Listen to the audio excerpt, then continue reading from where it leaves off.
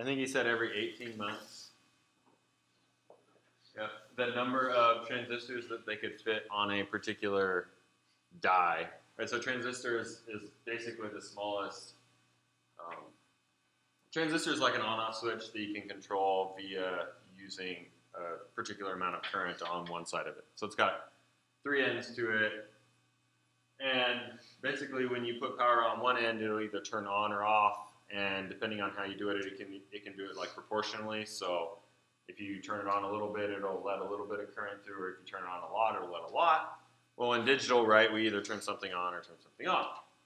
So what Moore observed is that approximately every 18 months, the number of chips that they could put on a circuit board doubled, right? So we have this ability to, in the same amount of space, we can put twice as many transistors, right, every 18 months. So you can do one of two things with that ability. Either you can make your board half the size, or you can leave it the same and you can get twice as much computing power in the same area. So as this keeps going, right, we keep getting stuff that is twice as fast as it used to be. Now, in the sense that our clock speeds have sort of hit the threshold of I don't know what the fastest clock rate is. On a modern computer, it's probably about, 3 gigahertz, but 2 to 3. Right, it used to be like every 18 months we'd have a faster clock rate. Right? I remember when we went from, 100 megahertz to 200 megahertz, right? I actually got a 350 megahertz computer when I came to school here at UNK. And I thought that was really cool because it was faster than those 100 megahertz ones that I'd see in the Best Buy ads, right? And I remember my second year, there was a girl that came to college that had a gigahertz processor, and she could like rip MP3s in real time. It was like so cool, right? I mean, that was awesome. But if you look at that, 350 megahertz, right, that thing had a huge power supply on it. And then if you look at this point, what I buy my phone was about $250, right, that I bought straight up, right? And it's got a battery in it. It's got a internet connection, right, connects to the internet.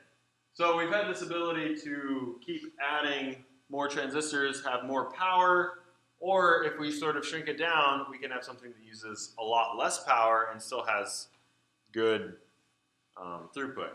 So do you remember what is the specs on the Raspberry Pi that you're using? Off the top of my head.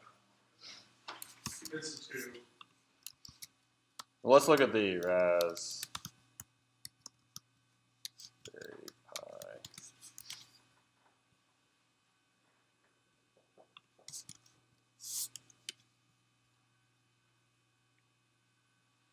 All right, so the Raspberry Pi 3, is that the right one? 50% faster. So it's got 1.2 gigahertz quad core ARM. So quad core means it's got 4 freaking cores in it, right? It's ARM, right? So there's sort of ARM versus Intel. So if you get in computer organization, we'll talk about sort of the differences between ARM and Intel. But basically any sort of power, if you care about power, usage, and you want to minimize that, right, you're going to use ARM in this day and age.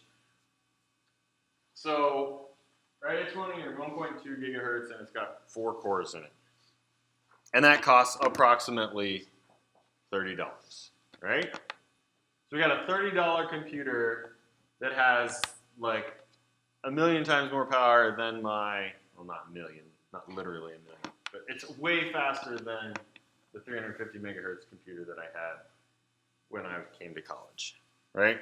And back then, like, RAM was expensive. So I remember when we were excited because RAM got to $1 a megabyte, right? And now I don't know how much you guys pay for like a gig of RAM. What's a gig stick cost? It's cheap, right? I mean, I think you could probably spend what, $100 and get 16 gigs of RAM, maybe. Yeah. So, but what basically Moore observed was we had this ability to, right, keep increasing the transistors that we could put on a particular board, And so we've kind of gotten to the rate where we can't add any more transistors to a single core. So now what are we doing? We're adding multiple cores, right? So if you look at the NVIDIA cards, I think they have about 2,000 cores on them, right? So they can do 2,000 separate instructions at a time in every clock cycle, running at however fast the NVIDIA cards are. I don't remember what the gigahertz are on those. So anyway, it's kind of interesting. We've sort of hit we keep making stuff smaller. I think we're down to what, 9 nanometers is the smallest chip fabs that they got now. Like a nanometer is really small, right? It's tiny. But. So, because we've gotten this ability to make stuff so cheap, right? Now we can sit there and take something that is somewhat useful, like a lock, and we can connect it to the internet. Or a security camera, you connect it to the internet. Or a lockbox, you could connect it to the internet, right? If I stuck an Ethernet jack in there, I could connect it to the internet. Right, so the Internet of Things refers to the taking of normal commodity things and adding a computer to them so that they can talk to the internet and do useful things. Right, so anybody have any devices that sort of connect to the internet that are just like useful?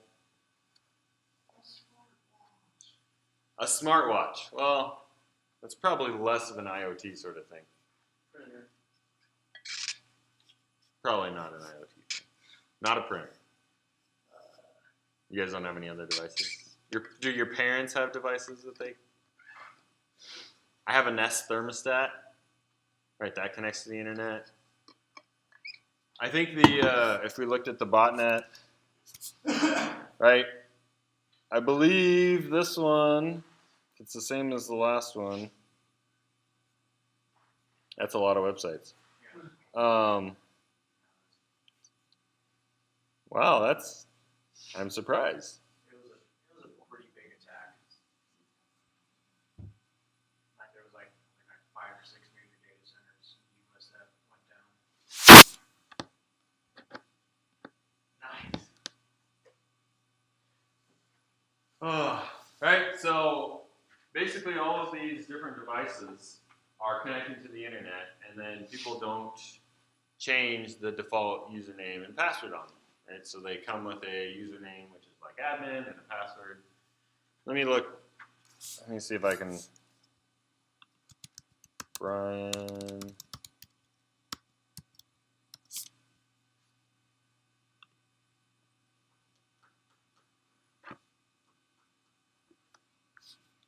Let me see if I can.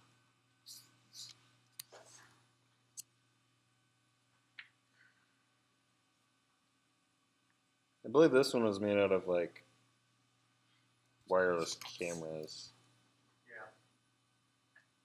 Basically, any wireless camera they could connect to, they basically turn it on and made it bandwidth. Yeah, so what's happening is people are not changing their passwords on these devices, right? So then I, as an attacker, can say, oh, Bryce has a camera at this IP address, right? I'll connect to it. And now I can do whatever I want with it. So what do? Right, they connect to hundreds of thousands of these cameras, and they're like, oh, Dr. Miller has a website. Let's all connect to Dr. Miller's website over and over and over again, right? So if you got a million things all attacking at once, I think they said he was getting 1 gigabit. I don't remember what. Almost a gigabit of traffic.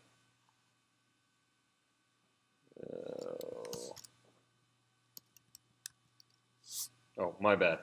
600 gigabit. Almost 665 gigabits of traffic per second. Right? So that's a lot of traffic all headed to you, and you can't tell the difference between the legitimate traffic and the traffic that is coming from a bunch of wireless cameras, right? So we have all of these devices which you guys could create, right? Learning all of this cool stuff. But we can take these and we can use them for nefarious purposes. So The moral of the story is, if you're going to create an IoT thing, don't give it a default username and password, or make the user change it as soon as they log on to it, right? Now, like my Nest is a little different story, right? Because it makes you like log in with your Google account so that you can keep track of your Nest leaves and things like that. Or I can change it, you know, if I don't like my wife, right, I could just like log on to my Nest and turn the temperature down so that she freezes. But I wouldn't do that because that would be mean. I generally keep it cold enough that she doesn't like it anyway, so.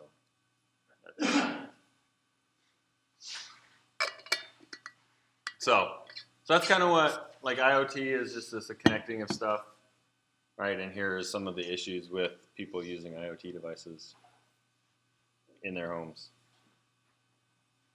I mean, you can get like your refrigerator can connect to the internet. Your coffee machine can connect to the internet. Like an in-home music system.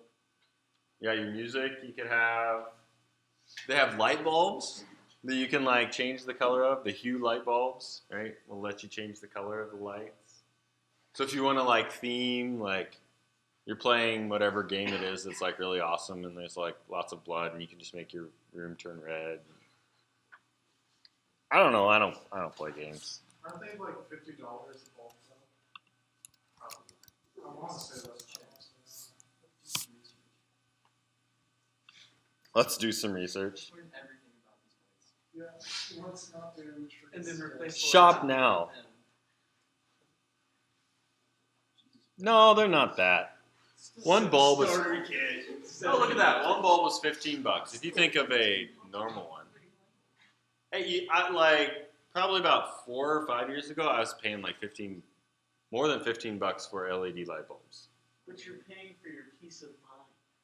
Okay, I'm not paying for my peace of mind. Your peace of mind. And you know what? The funny thing is, apparently for some version of these, I don't know if it's still a version, but when the power went out, the light bulbs would just turn on full bore, right? So if you had them in your bedroom, power goes out, all of a sudden, all the lights are on. Like, that is the worst user design ever. Like, who does that? No. Oh, goodness. But yeah, I think if you buy the little, item, then you can, like, change the colors, right? You just get the app that lets you change the colors. There's all kinds of IoT things. A waste of money? You know what I mean? Well, you think that it's a waste of money, but there are actual good use cases for this. Like, if I leave the house, all the lights should go off. But let me ask you this: are you that important and so busy that you can't go around and shut off your lights? I have kids. Yeah, but still. I have kids. They do not always shut off the lights. Okay, we train them to shut off the lights most of the time. You put the kids in the car, you walk through, shut it off, there you go. You're right. But I do like the benefit of like the thermostat. I mean, you might think, well, who needs to do that? Right? One of the things that it does is when we leave and we're gone, right? It's like it goes into auto away mode, right? And automatically like sets the temperature so it can go high and low, so that it's not warming the house. It's just sort of keeping it from getting really hot or freezing cold, right? So there are benefits to that. Or when I'm gonna come home and I decide that we're gonna leave at, we left my parents at like 8 o'clock last night, right? We weren't gonna be home until about 11:30. Well, I could turn on the heat at 11 and it would be warm by the time we got home and not having to program that. So there are nice things. There are lots of IoT devices. Let me see if we can find IoT list. Oh, look, I mean, you got the Amazon Echo. Wouldn't that be? The Dot? That'd be cool, right? It like talks to you. Like play music and it plays music. But then again, Lovey, are you that important? The king cannot be bothered to go to the stereo. Select. I shall say, Alexa, play my Beyonce. Alexa, play my Beyonce. Play all the Beyonce. Okay, so Spencer, you're right. I am not that important. All of this is, for the most part, what would be nice, Yeah. right? But there are actual use cases where it would be beneficial, right, to know. Right. There I are. see that, Like but a I see security it's camera just more of a system. Well, security cameras are add this. Like, I'm not home. Right. Okay, clearly I'm not there. Right. If I have a security camera, which they have lots of these, right? The Nest has them. There's a video doorbell where you can answer your door when you're not actually there, Yeah. right? It actually records when somebody comes in, so if they break through the front door, well, then you can know about it, right? So there are legitimate uses and legitimate benefits. But the whole point of a lot of this stuff is not that you need it. Right. It's something that you want, right? I need food. I want coffee, right? Right. There is a difference. Huh. But, yeah, I'm just gonna play devil. You're just the devil. I mean, playing the devil's advocate. What's that thing? Nightlight. I like that. How much is it? How much is it? Ooh, let's see. Does anybody see it? Not available. Oh, that's stupid. Well, that's 2 bad. customer Okay. reviews. Not looking good. Yeah, No. I mean, the one that I would love to have and know about would be, I haven't seen one yet, is, so in my house, right, we use a fair amount of electricity. I would really like to know, like, how much electricity is being used by anything when we're not doing anything in that room. Like, how much is my refrigerator actually costing me? How much are my children, costing me by plugging things in that just sit there all the time and just suck power, right? I mean, so there are a lot of... What? Well, you can Google what the spec is, but the thing is that stuff gets worse as it ages. So my refrigerator is going to get worse at refrigerating eventually, right? So the question is, like, what is the cost of having that thing? Like, I have no idea how much power my Mac consumes sitting at my desk, right? No clue. But you can actually buy like a little voltage meter you plug into the outlet, and then you plug into that, and it'll tell you exactly how many volts you're getting, right? And maybe I could plot that, if I had it internet connected, I could plot that over time so that I can know what is the usage over time. Another example that I had to manually do was, in our old house we had radon.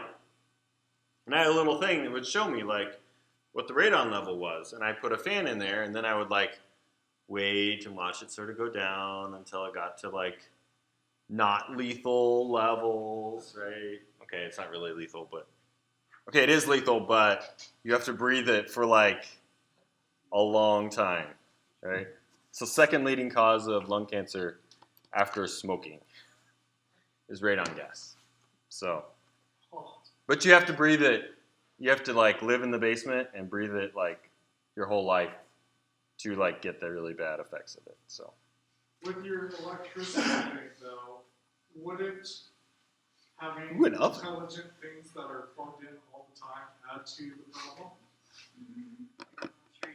possibly. Yeah. But you gotta, right, at some point what is the cost versus the benefit of having that thing plugged in? Yeah. I just like to argue. You just like to argue. Me too. We're two peas in a pod. Anyway, yeah, there's lots of things. Okay, most of them are not really. Ooh, I do like this one, right? The smart vent, right? So you can like, if you have a big house, you turn off the vents in particular rooms when people are not in them, right? And when somebody's going to be in them, you can turn them on. Again, things that are nice.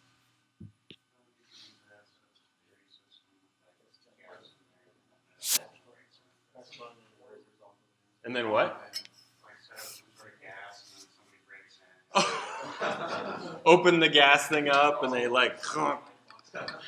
Actually, I mean, we wouldn't kill them, of course. But. and of course you forget to change it. The one time you have to have like your neighbor come over. And The power goes out and it just lets out the gas on its own. neighbor lady drops dead. Oh, goodness. Neighbor lady drops dead. Well, the good thing is that I only got a few neighbors, so that only happened a couple times. So it only takes once, and then you got like, yeah, somebody died in my house. Don't tell people that. Oh. So, about the DDoS, like, I get it disrupts services, but it doesn't do long-term damage, so why would you do that? His words, not mine. Why would you do that? Well, so, for example, if you looked at the Brian Krebs story, Right. the reason why they took Brian Krebs off is because he exposed their DDoS service. Right. So they offer as a service, hey, Spencer, you want to knock Bryce offline? Well, if you pay me, I can take him offline, right? Yeah. So that's a DDoS as a service, But right? it's not private. So let's just say I hate Bryce. Like, he called me a ginger. That really hurts my He called me a ginger. Yeah. I never want him to use the internet again. So I Well, know but so, and then he just, You're right. You're right that it's not permanent. Yeah. But if you look at a website other than, let's say, Google or maybe Facebook. Right.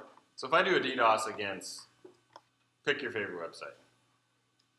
I don't know. Do you like playing games? Sure. Let's say UK. EA has a game that's online that you like, right? Right. So if I'm DDoSing EA, Yeah. that's costing them money, Right. right? Their customers are not happy, right? They're losing money because people are like, why should I pay for this if I'm not going to be able to use it? Right. So there is a financial incentive for people to want to be online at particular times, right?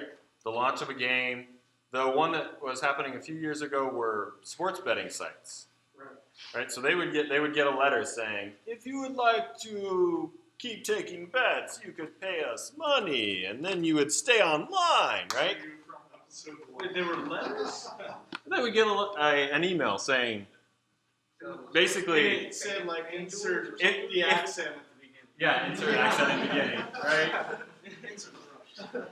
If you get some fire protection insurance, then you won't have any fires, right? Yeah. So basically they'd get a ransom saying, either pay us or don't, right? And if you don't pay us, then you're going to get DDoSed. And it'd be before when they would want to take bets for a big game. So, right, 3 days before a game, right, is something that you definitely want to be online for, right? Super Bowl or a national championship, right? It's the NCAA basketball finals, right? So there are things where they need to be online. And they either got to invest in a service like this or they got to pay the ransom. Right? So there are short-term ways where that is beneficial. But yeah, you're right. I mean, Brian Krebs is back online now, right? But he was losing money because of this, Okay. right? Because he gets paid because of advertising. So, I mean, he was losing money. So they were sort of inflicting pain upon him. Okay. But it's So. just not like, I don't know, severe. Well, and there are other uses. So sometimes they will use, if somebody is breaking into somebody's network, they'll use a DDoS as a, hey, look over here, right? And then you attack them over here doing something else, right? So there are a lot of uses of DDoS other than you don't like Bryce because he called you a ginger, right? Well, so there are some protections, and basically the reason that Brian Krebs had to, he was on Akamai, so Akamai is a CDN. So you basically say, here's my webpage, and they will serve it locally all over the country and the world. And they were doing this as a nice thing for him, right? He wasn't paying them for it. But because they were getting hit with so much traffic, it was disrupting their service for other people that were actually paying for it, and so they had to basically drop him. So there are some methods of doing it, like distributing your network sort of everywhere. But really you need to, depending on how big it is, right, there's only so much you can do because we don't sort of, you can't tell the difference between the legitimate traffic. Like if you're sitting in a Cox network at home, right, and you're connecting, there's no difference between you doing that and your IoT device, which has been hacked, doing that, right? So they're actually making legitimate requests. There are some attacks that can be easily stopped. So some of them are, a while back we had one that was related to NTP. So NTP is a time protocol where people would send it a very small packet and basically it'd send back a very big response, but they could spoof the address that they were coming from. So I'd send it to this time server and then it would send a bigger packet to somebody else, right? So then Spencer has his botnet connect to Josh's time server, who then sends a big packet towards Bryce and knocks Bryce off. So some of those, if Josh would have just configured his server so it wouldn't do the bad thing, right, then you take that off. Or some of them would use a bunch of connections, and you can basically stop those if you see a bunch of connections. But, so there are some protections. But.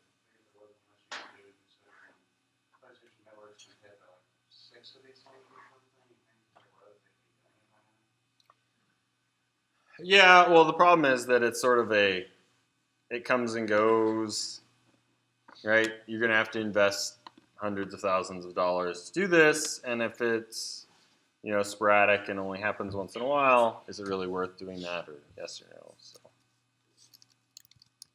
So do you think attacks are going to be more common since coding is becoming the new fad to teach your kids, and everyone can learn code, so everyone can make a product? Everybody can make a crappy product that...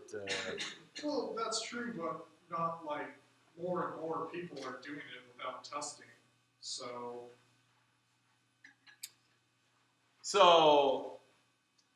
the thing is that we try to help you guys with learning some of the concepts. yeah. But I'll give you an example of something that we did in this class that if you don't understand how it works on the underlying architecture, you're actually doing it wrong and somebody can attack your system. So remember when we talked about that very, very simple assignment where I put malloc in the beginning of it, right?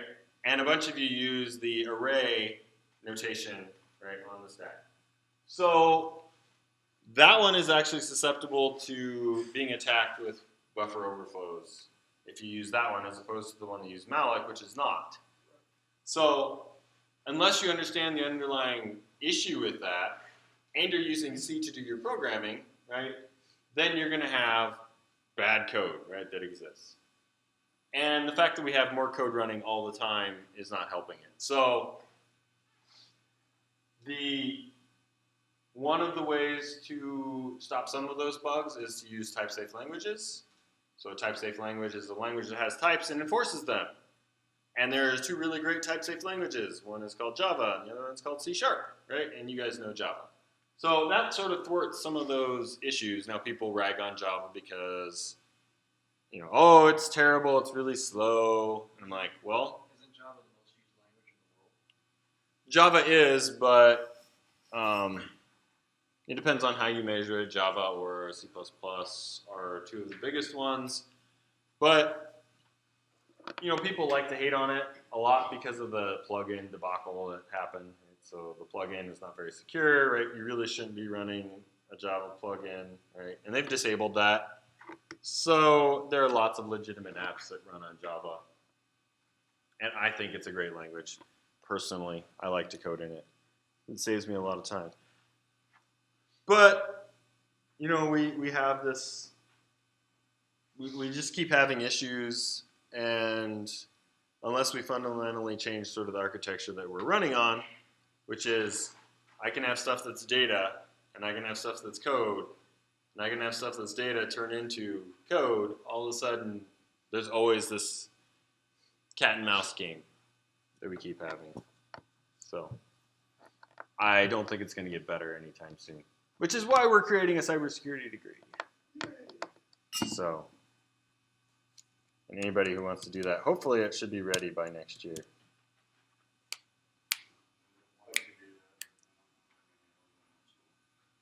You don't know if you can handle any more school. Well, you know what? A lot of people said that when they were in high school, and then 50 years later, they're like, "Man, I should have went to school longer." What? Should be retired 50 years later. That's the problem. Is they're not. Right? Yeah. I actually heard somebody on Sunday. He said that.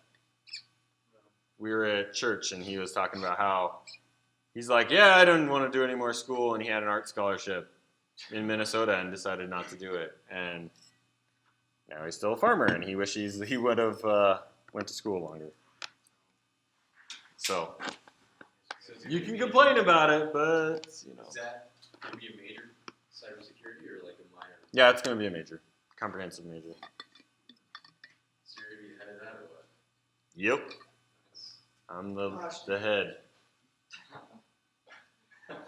What is this? Man, rough crowd. Can't win them all. I cannot win them all. So back to the attacks. How will we, because you were talking about fork bomb a while ago, how can you prevent against that? How can you prevent against fork bomb? Well, so they don't prevent fork bombs. So a fork bomb is where you have a program that splits itself into two programs, and then each one of those programs splits itself into two programs. Just keeps forking all the time. So you can sort of mitigate against those, right? So Linux has like a limit on how many processes can be created, and then it allows the root to log in. So it reserves space for root to log in so they can go in and kill all the processes that have started from that tree. So, I mean, every attack you have to think of who is the person that's going to be using this attack. So fork bomb means you have a local user that's a jerk. So you kick the user off the system, right? So if you do a fork bomb, I'll kick you off the system, right? I mean, that's basically how you thwart some of those attacks. But there are so many different types of attacks. Right? We have attacks on encryption, right? So using bad encryption, which can be good or bad, right? Ransomware, you hope that they use the wrong encryption or weak, right? But if you're encrypting your hard disk, right, you want it to be good in case the FBI investigates you for bad things, right? AKU? I'm not with the FBI. Oh. I can't crack it. I'm sure I'll ask. Well, if they can't crack it, then, right? They have smart people, right? It's not like they're dumb. So they'll use their, depending on who it is that they're doing, right? They'll use a certain amount of resources to try and crack it. But, Secret resources? or their huge stinking data center in Utah. You ever watch Mr. Robot? I've watched the first season. I haven't seen the second one.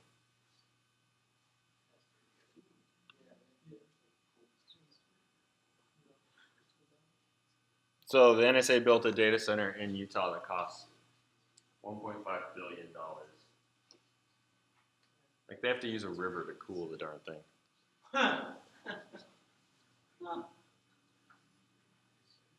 Anyway, it's really big. It has a lot of servers. So yeah, it just depends on what type of attack you're trying to defend against. But there are a lot of them. I'm beginning to get a feeling you guys don't want to learn about stuff today. You learn stuff. I might be interested in this cybersecurity. Maybe offer as like a minor as well.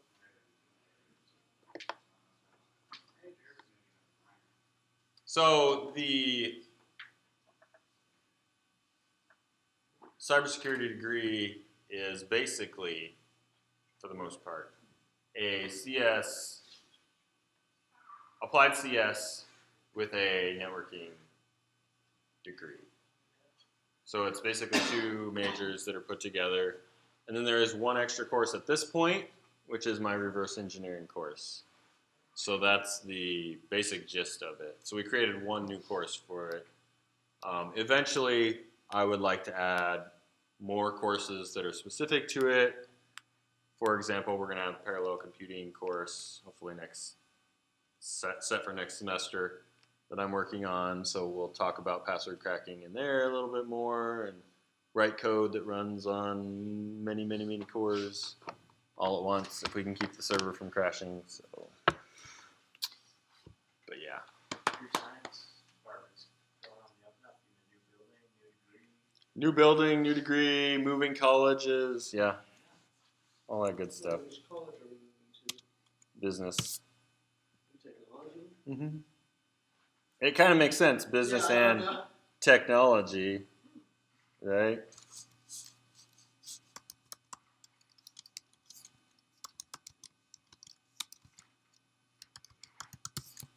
So eventually we'll get to this, probably next week. So I know this has all been fun, but I'll just talk for a couple minutes about what we're going to talk about. Next time, since I'm tripping over my cord. So we've kind of talked about how to analyze algorithms sort of one instruction at a time.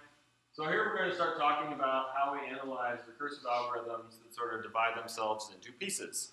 And there is a theorem called the master theorem, which we'll learn enough of to use so that we can sort of accurately analyze some of these algorithms. Because eventually we're going to get to sorting, right? So that hopefully will be next. But when we're talking about trees, we might say, well, why is going through a tree going to be a worthwhile effort? Or why is doing a merge sort going to be faster than doing a bubble sort? Right? So these are questions that we're going to ask, and we're going to have to take algorithms that are going to be recursive, and we're going to do a little bit of analysis to say, well, why is it that bubble sort is n squared, whereas merge sort is n log n? Why are these the case? Right? And when we get to the master theorem, it's going to tell us, well, okay, here is, when we take something and we divide it into parts, we're going to look at the different sizes, and that's going to allow us to analyze how this is going to perform in the worst case.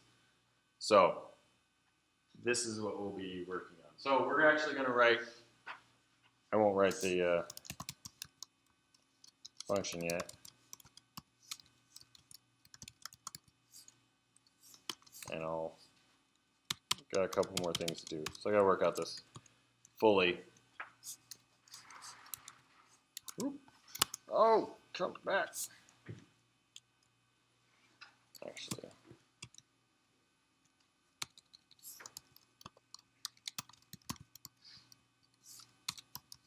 So we're gonna have an algorithm that's going to go through and do some calculation.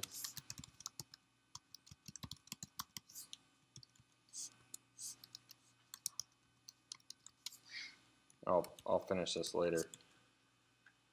But what we're going to do is we're going to do a calculation on one side and then do a calculation on the other side and then add the two up.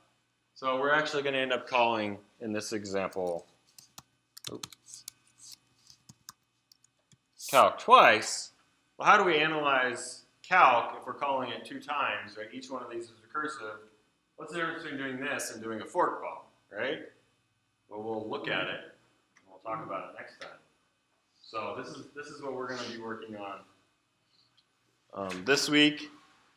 And again, no class on Friday. So, but I will see you guys Wednesday.